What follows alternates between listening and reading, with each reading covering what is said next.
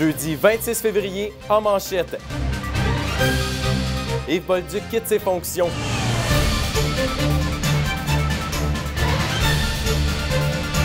Investissement de 9,5 millions de dollars à la STO. Et profit record pour Hydro-Québec. En direct de la salle des nouvelles du Collège La Cité à Ottawa, voici Marc-André Bouliane. Bonsoir, mesdames et messieurs. Mais d'abord, on apprend qu'un incendie fait rage dans une vieille maison de ferme à Gracefield, au nord de Gatineau. La Sûreté du Québec confirme que 2 personnes de moins de 18 ans manquent à l'appel. Un homme, une femme et un enfant auraient été transportés à l'hôpital de Maniwaki pour traiter un choc nerveux et pour avoir incommodé de la fumée.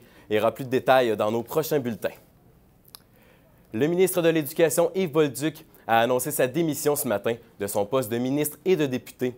Il en a fait l'annonce lors d'une déclaration à la sortie du caucus libéral, aux côtés de son chef, Philippe Couillard. On en parle avec notre journaliste Maman Afou. Alors, Maman, pourquoi le ministre Bolduc a décidé de se retirer de la vie politique? Eh bien, Marc-André, M. Bolduc a décidé de se retirer de la politique car il souhaite retourner à la pratique médicale. Il quitte ainsi ses fonctions ministérielles et son poste de député de la circonscription Jean Talon. Il faut rappeler, Marc-André, que M. Bolduc a connu plusieurs polémiques durant son mandat au sein du ministère de l'Éducation, notamment la première polémique qui est arrivée juste après sa nomination au poste de ministre, lorsque M. Bolduc a été accusé de toucher des primes alors que lui-même était médecin, lorsque lui-même siégeait dans l'opposition.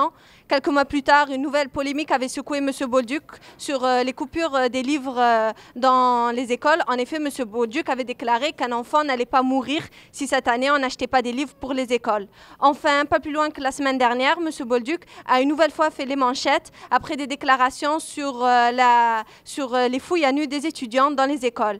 Ainsi, M. Couillard, après ces différentes polémiques, a décidé de ne plus renouveler la confiance à son ministre de l'Éducation et par-delà, M. Bolduc a annoncé sa démission ce matin. Mais Marc-André, comme vous allez voir dans ces images, c'est avec beaucoup d'émotion que M. Bolduc a annoncé son retrait de la vie politique. Écoutons l'ex-ministre de l'Éducation.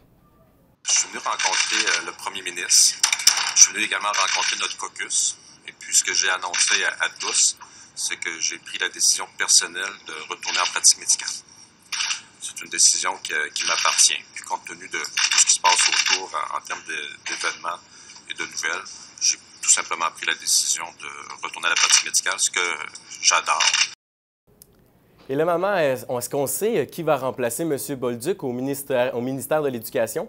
Eh bien, Marc-André, on ne sait pas encore qui va remplacer M. Bolduc au ministère de l'Éducation, mais M. Couillard a annoncé aujourd'hui qu'un remaniement ministériel aura lieu demain à 10 h. Aussi, il faut rappeler que M. Couillard a 6 mois pour provoquer des élections partielles afin qu'un député soit élu à la circonscription de Jean Talon. Maman Afou, merci. Je vous en prie. Une hausse d'achalandage de 4 % a été enregistrée dans les autobus de la Société de transport de l'Outaouais depuis les 5 derniers mois. La STO a d'ailleurs annoncé un investissement de 9,5 millions de dollars pour moderniser son système.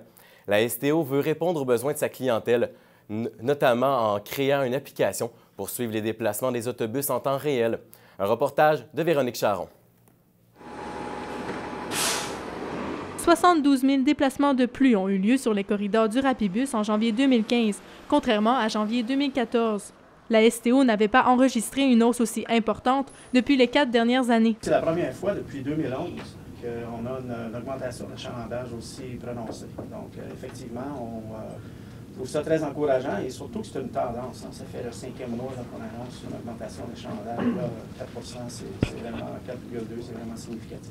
Plusieurs facteurs, dont le changement de ligne et les événements promotionnels, auraient contribué à fidéliser un grand nombre d'utilisateurs. On a une stratégie d'ensemble qui commence à porter fruit et ça inclut des promotions, marketing, l'ajustement de nos lignes. L'ordinateur de bord de l'autobus fournit au chauffeur une information sur son avance. La STO souhaite maintenir cet achalandage en modernisant son système vieux de plus de 30 ans.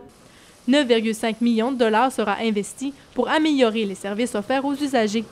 Ils pourront notamment suivre leurs autobus en temps réel par le billet d'application mobile. Là, l'usager va pouvoir aller dans son téléphone cellulaire, va pouvoir, j'imagine, rentrer l'information sur la ligne et savoir exactement l'heure précise à laquelle l'autobus va arriver à l'arrêt. La STO financera 1,9 million de dollars du projet, alors que le reste des coûts sera assumé par différents programmes gouvernementaux, dont la Société de financement des infrastructures locales du Québec, la SOFIL, et par le Programme d'aide gouvernementale au transport collectif des personnes. Ce nouveau système devrait être fonctionnel dès 2017. Véronique Charon, La Cité, Gatineau. Le 36e Salon du livre de l'Outaouais prenait son envol aujourd'hui au Palais des Congrès de Gatineau. Cette année, il se déroule sous le thème « Lire de tout, partout ». On se rend sur place rejoindre notre journaliste Vicky Lefebvre. Bonjour Vicky. Bonjour Marc-André. Alors, Vicky, vous êtes présentement à l'inauguration officielle du Salon du Livre? Oui, exactement. La cérémonie qui a débuté à 18 h. Mais sachez que le salon est ouvert depuis 9 h ce matin pour le public, et ça jusqu'à dimanche. Aujourd'hui, on s'est promené, on a fait le tour du salon. Je vous dirais que les visages étaient plutôt jeunes, puisqu'aujourd'hui et demain, on accueille les groupes scolaires. Ce sont donc les auteurs jeunesse qui sont à l'honneur pour ces 2 jours. Voici d'ailleurs le reportage que je vous ai préparé.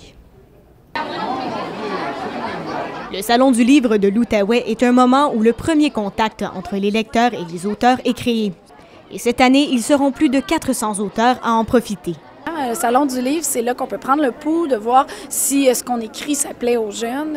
Ils peuvent aussi nous donner des commentaires qui vont nous inspirer par la suite. Fait que pour nous, c'est vraiment le moment d'aller rencontrer notre public et même chercher de l'inspiration. Pour la première journée du Salon du livre de l'Outaouais, c'est plus de 4500 jeunes des commissions scolaires francophones de l'Ontario et du Québec qui se sont déplacés. Une journée hors des classes qui sait plaire à plusieurs. Parce que je travaille pas, puis ça permet de rencontrer des nouveaux auteurs puis découvrir de nouvelles séries de livres. J'aimerais trouver comme un livre qui m'intéresse vraiment beaucoup. Qu'est-ce que tu aimes le plus du Salon du livre? Ben, découvrir les nouveaux livres et rencontrer les auteurs. Si l'événement permet aux jeunes visiteurs de découvrir de nouvelles œuvres, il est aussi un tremplin pour les auteurs. C'est le cas de Brian Perrault qui a lancé en 2003 au Salon du livre de l'Outaouais le premier livre de sa série Amos d'Aragon. Quand tu es un auteur, de voir qu'après 10 ans d'écriture, ça commence à marcher, puis ça commence à rouler. Le Salon du livre de Gatineau sera toujours, dans mon cœur, quelque chose de privilégié. Un peu comme sa première blonde, qu'on n'oublie jamais. Plus de 35 000 visiteurs sont attendus ce week-end pour une nouvelle fois donner vie à l'histoire du Salon du livre de l'Outaouais. Vicky Lefebvre pour le Collège La Cité, à Gatineau. Une vingtaine de personnes ont perturbé l'arrivée au travail ce matin dans divers immeubles de bureaux dans le secteur Hall à Gatineau. Les manifestants voulaient démontrer leur opposition aux compressions imposées par le gouvernement de Philippe Couillard. Ils ont joué au chat et à la souris avec les policiers pendant un peu plus de 2 heures. Ils ont notamment bloqué l'accès aux ascenseurs de l'édifice où se trouve le palais de justice. Une banderole sur laquelle on pouvait lire « C'est assez, résistons » a été suspendue à l'intérieur de la place du centre. Suite à la tragédie de la rue Marangère la semaine dernière, l'élan de solidarité à l'endroit de la mère de Jacob et Gabriel ne faiblit pas. Les citoyens peuvent venir déposer des meubles, des électroménagers ou encore des vêtements dans un local aménagé au sous-sol du 81 rue Marangère dans le quartier Pointe-Gatineau.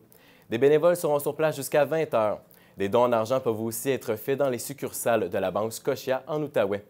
Un compte en fiducie a été créé. Rappelons que les 2 jumeaux de 12 ans ont perdu la vie la semaine dernière à la suite d'un feu de cuisson. De nouvelles voix s'élèvent pour critiquer le lieu choisi par le gouvernement conservateur pour construire le monument aux victimes du communisme. Après le maire Jim Watson et le député néo-démocrate d'Ottawa-Centre, les députés et candidats libéraux de la région d'Ottawa ont également tenu à exprimer leur inquiétude. Le reportage d'Édouard Rouet. C'est ici, sur ce terrain à côté de la Cour suprême, que le gouvernement conservateur va ériger un monument aux victimes du communisme. Pourtant, selon Maurice Bélanger, député d'Ottawa-Vanier, ce n'est pas la seule place sur le boulevard de la Confédération où le monument pourrait être construit. Le monument qui a été choisi pour commémorer les victimes du communisme, tel quel, à la grandeur et l'ampleur qu'il a, pourrait être accommodé au Jardin des Provinces. Cette notion de cité judiciaire... Le site choisi par le gouvernement était auparavant destiné à la construction d'un édifice de la Cour fédérale qui aurait complété la cité judiciaire qui inclut déjà la Cour suprême et l'édifice de la justice.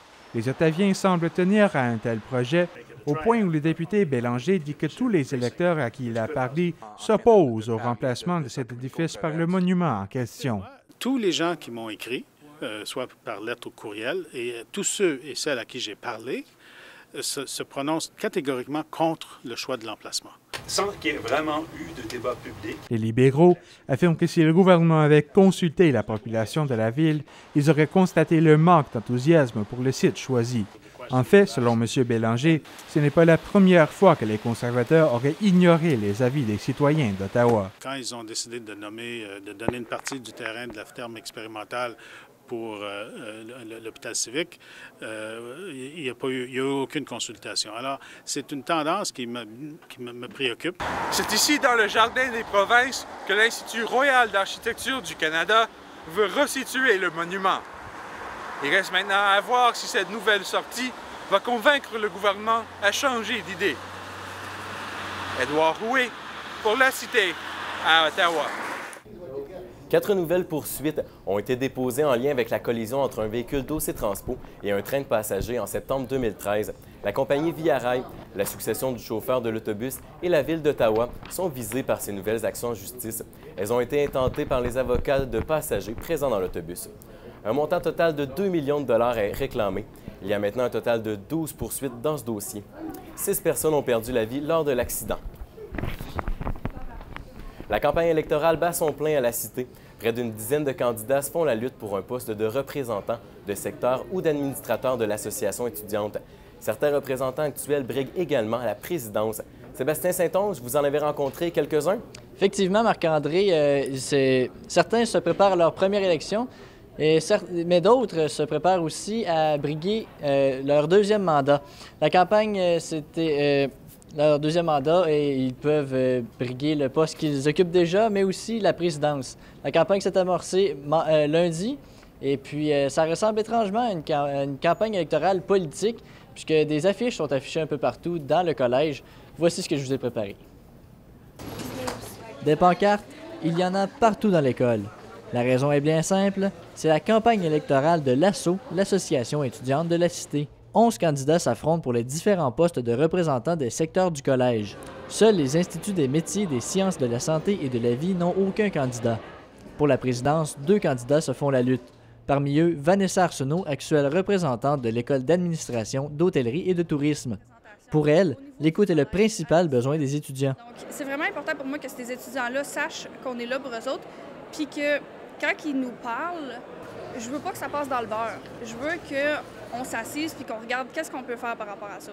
Même chose pour Mélinda Dagenet, étudiante en administration des affaires, qui brigue le poste occupé par Vanessa Arsenault. Je pense que ce qui m'avantage beaucoup, c'est que je suis une personne qui offre, si on peut dire, un service un peu plus attentionné, donc j'ai vraiment une bonne écoute. Je pense que c'est ça qui est important pour les étudiants, c'est de se sentir vraiment bien écoutés.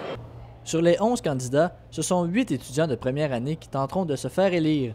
Mélinda Dagenet est une étudiante de première année. L'implication dans sa communauté l'a poussée à faire de même à l'école. Parce que je suis quelqu'un, moi je me suis tout le temps impliquée au niveau de ma communauté, j'aime beaucoup ça, faire du bénévolat, donc je pense que de représenter les élèves, ça peut m'aider à m'accomplir moi-même. Même si la campagne bat son plein, la plupart des étudiants ne semblent pas savoir qu'il y en a une. Est-ce que tu savais qu'il y avait des élections à l'école? Non. Non. Non. Non, pas encore. La campagne électorale se termine le 4 mars. Les bureaux de scrutin ouvrent le 5 mars et ce, jusqu'au 10 mars. Sébastien Saint-Onge, La Cité, Ottawa. Des travaux d'inspection de structures ont débuté aujourd'hui et se poursuivront demain sur plusieurs ponts d'étagement de Gatineau. Les viaducs des autoroutes 5 et 50 du boulevard des Hautes-Plaines, du boulevard Montclair ainsi que du boulevard de la Gap seront notamment inspectés afin de permettre le bon déroulement des opérations. Des entraves à la circulation seront temporairement instaurées par endroits. Toutefois, aucune fermeture complète n'est prévue. Voilà, c'est ce qui complète vos informations régionales. Au retour de la pause, on s'informe au national et à l'international avec Samuel Lévesque.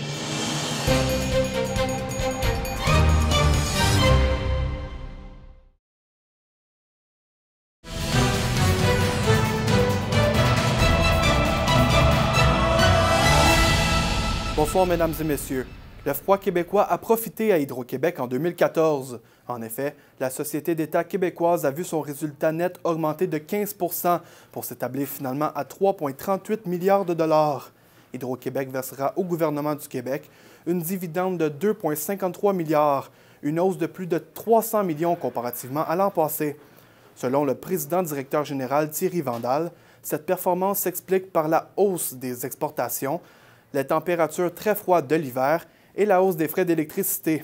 Il s'agit de la dernière sortie publique de M. Vandal, qui a annoncé sa démission à la fin avril. Les fonctionnaires québécois gagnent en moyenne près de 11 % de plus que leurs homologues du secteur privé. Ils ont aussi des meilleurs avantages sociaux tels que la sécurité d'emploi et la participation à des régimes de retraite. C'est ce qu'a révélé une étude de l'Institut Fraser. Le sondage a aussi révélé que les employés de l'État s'absentent en moyenne 5 jours de plus que les employés du secteur privé. La police de Montréal enquête présentement sur la disparition de 6 jeunes Québécois soupçonnés d'être partis rejoindre des groupes djihadistes en Syrie. Les jeunes radicaux fréquentaient des écoles québécoises. On en parle avec Cindy Castillo. Bonjour Cindy. Bonjour. Alors Cindy, le 15 janvier dernier, plusieurs de ces jeunes ont pris l'avion en direction d'Istanbul, en Turquie. En effet, Samuel, le SPVM a été alerté le 17 janvier par les proches de certains jeunes, mais il était déjà trop tard. Les jeunes âgés de 18 et 19 ans, originaires de Montréal et de Laval, auraient réussi à atteindre la Turquie, renommée pour être la porte principale d'entrée vers la Syrie. Depuis, les autorités canadiennes et leurs familles ont complètement perdu contact avec eux. On ignore donc s'ils ont réellement rejoint l'État islamique. La ministre de la Sécurité publique du Québec, Élise Thériault, affirme qu'il est important de faire de la prévention et d'inciter les parents à dénoncer le comportement suspect de leurs enfants aux autorités pour empêcher qu'ils finissent par se radicaliser. Stephen Blaney, ministre de la Sécurité publique, soutient que le principal pilier de la démarche antiterrorisme est la prévention et que le projet de loi C-51 soutiendra fortement, considérablement la sécurité nationale. On apprend aussi qu'au moins 3 des jeunes étudiants étudiaient au Collège Maisonneuve à Montréal. Oui, Samuel, même si la Gendarmerie royale du Canada refuse de confirmer la nouvelle, plusieurs éléments portent à croire justement que 2 filles et un garçon seraient partis de leur établissement scolaire pour se rendre en Syrie. D'après un point de presse qui s'est déroulé au collège cet après-midi, Brigitte Desjardins, directrice des affaires corporatives et des communications, a annoncé qu'elle suspendait la localisation des locaux à Adil Charkouri, qui donnait des cours de Coran et de langue arabe. Il avait été arrêté en 2013 pour soutenance au terrorisme. Selon la direction, l'école est bien préparée pour prévenir d'autres départs d'élèves qui risquent de se radicaliser. Merci beaucoup, Cindy. Je vous en prie. Le mystère persiste toujours à Paris suite à la présence de drones après que 3 journalistes de la chaîne de télévision Al Jazeera ont été arrêtés hier. Dans les derniers jours, le gouvernement français a ouvert une enquête sur les vols de drones au-dessus des sites sensibles de la capitale. On rejoint Yovana Bracus à Paris. Bonjour, Yovana. Bonjour. Alors, Yovana, ces journalistes sont-ils responsables des drones qui ont été aperçus au début de la semaine? Non, en fait, il se trouve que les journalistes qui ont été arrêtés ne sont pas responsables des survols de drones qui ont eu lieu pendant la nuit du lundi au mardi et du mardi au mercredi. D'ailleurs, ces journalistes se seraient servis eux-mêmes de drones pour faire un reportage sur cette histoire de drones. Mais reste-t-il qu'il est interdit de faire voler un drone sans avoir l'autorisation de le faire. Ce que cela signifie, c'est qu'il faut avoir un permis pour le faire, un permis que ces journalistes n'avaient pas. Alors, dans ces cas-là, il est illégal de faire voler un drone et si jamais les gens qui le font sont arrêtés, eh bien, ils peuvent être condamnés à un maximum d'1 an de prison, mais ils peuvent aussi avoir une amende de plus de 75 000 €. Pour ce qui est de ces journalistes qui ont été arrêtés, l'un d'eux va devoir faire face à la justice, mais les 2 autres ont été libérés puisqu'ils ne pilotaient pas l'avion.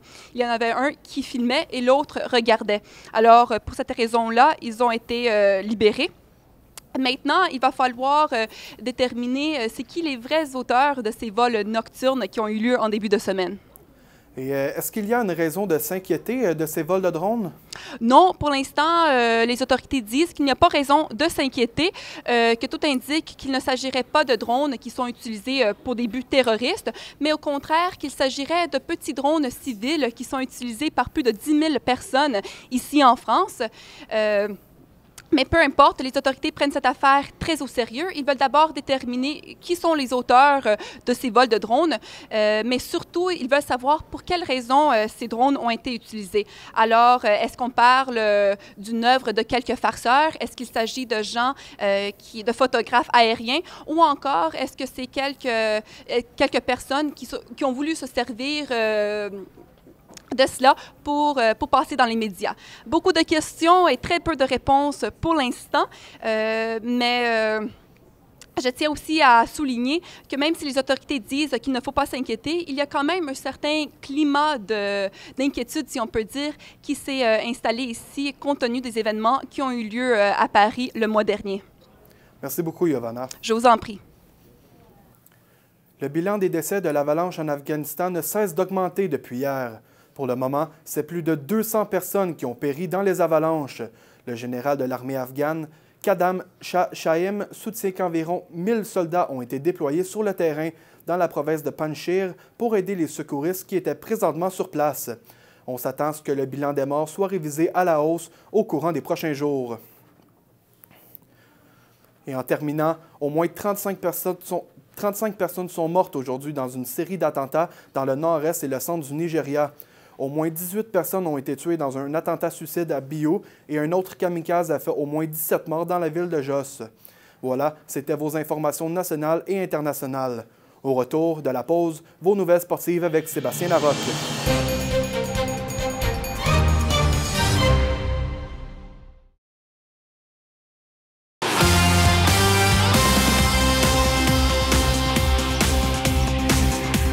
Bonsoir, mesdames, messieurs. Le combattant professionnel d'arts martiaux mixtes gatinois Dave Leduc s'apprête à vivre une autre expérience déjantée.